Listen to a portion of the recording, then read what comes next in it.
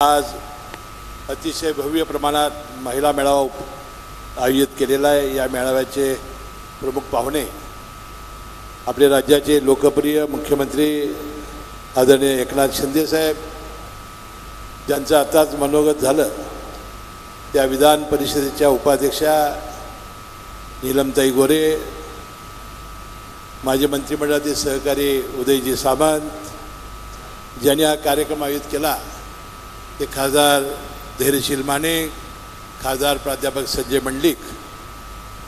या कार्यक्रमाला उपस्थित असलेले या विभागाचे आमदार प्रकाशजी आवाडे, व्यासपीठावर उपस्थित असलेले सर्व प्रमुख नेते मंडळी आणि मोठ्या संख्येने उपस्थित असलेल्या सगळ्या माझ्या माता भगिनी, नागरिक बंधू भगिनी आणि मित्रांनो, माझ्या जीवनामध्ये अनेक नद्यांचे मी महापूर पाहिले। पंचगंगेचा पाहिला, दूधगंगेचा पाहिला, कृष्णेचा पाहिला, वेदगंगेचा पाहिला, पण आज कोरुची गावामध्ये आलेला हा महिलांच्या लोकगंगेचा महापूर इतका भव्य प्रमाणात आहे। तर तुम्हाला आज या महिला जागतिक दिनाच्या निमित्ताने मी मनपूर्वक वंदन करतो। आज नारी शक्तीचा सन्मान करण्याचा दिवस आहे, ज्याचा उल्लेख धैर्यशील मानेने आपल्या भाषणात केला। आपण सगळ्या सावित्रीच्या लेकी, आपण ताराबाई, आपण अंबाबाई, त्या सर्वांना मी मनपूर्वक वंदन करतो आणि या महिला मेळाव्याला मी मनपूर्वक शुभेच्छा देतो। आजच्या या कार्यक्रमाचा मुख्य जो हेतू आहे की तुमच्यामध्ये सशक्तपणा आणणं। महिला ही अबला नाही सबला झालेली आहे। हे सरकार, महायुतीचं सरकार अनेक योजना घेऊन आलेलं आहे, ते सांगण्याचा आज हा कार्यक्रम आहे। आपल्याला माहिती असेल माता भगिनींनो, यापूर्वी आपल्या देशातील महिलांना कुठल्याही महत्त्वाच्या कामामध्ये आपल्याला घेतलं गेलं नाही, राजकारणामध्ये आपल्याला घेतलं नाही।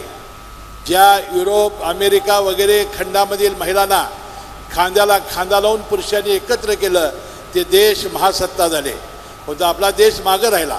परंतु गेल्या 15-20 वर्षामध्ये ज्या दिवसापासून आपल्याला खांद्याला खांदा लावून आम्हाला आपणाला समान आम्ही भूमिका घेतली, त्यामुळे देश हा महासत्ता झाला। मला वाटतं तुमच्या शक्तीच्या जोरावर, या देशातील 57 कोटी युवक आणि युवकीच्या जोरावर हा देश आपल्या देशाचे पंतप्रधान नरेंद्र मोदी यांच्या स्वप्नाप्रमाणे 3 नंबरची जागतिक आपण अर्थव्यवस्था झाल्याशिवाय राहणार नाही, एवढी प्रचंड शक्ती तुमच्या अंगामध्ये आहे। आणि म्हणून महिला बचत गटाच्या निमित्ताने शासनाने अनेक योजना आणलेल्या आहेत। तुम्हाला कर्ज देण्याची योजना असेल, तुम्हाला अनुदान देण्याची योजना असेल, तुम्ही बनवलेल्या सगळ्या वस्तू आपल्याला चांगला मार्केट मिळवून देण्याचं काम असेल, हे सरकार तुमच्या सर्वांच्या पाठीशी आहे।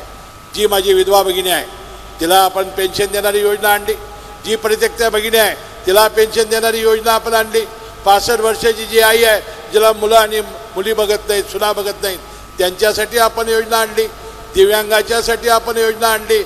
बंधूंनो, आज येत असताना मुख्यमंत्र्यांनी अनेक प्रश्न या जिल्ह्यातले सोडवण्याचा प्रयत्न केलेला आहे।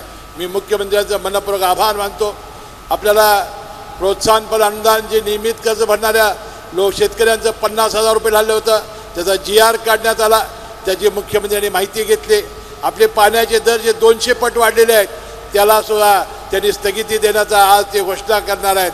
आज आपल्या इचलकरंजीच्या वस्त्रोद्योगबद्दल ज्या योजना आहेत त्याच्याबद्दल ते योजना करणार आहेत। पंचगंगेच्या प्रदूषणाबद्दल जागतिक बँकेच्या लोकांना त्यांनी पाठवलं, किती कोटीचं कर्ज यासाठी येणार आहे आणि पंचगंगा प्रदूषित पूर्णपणाने स्वच्छ कशी होणार आहे याची ते निश्चितपणाने घोषणा करतील आणि तुम्हाला दिलासा देतील। पुन्हा एकदा सगळ्या महिला मंडळांना आणि सगळ्या महिलांना मी मनपूर्वक शुभेच्छा देतो।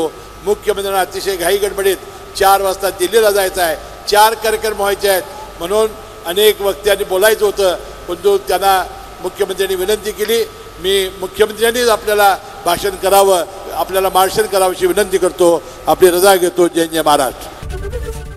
ABP माझा, उघडा डोळे बघा नीट।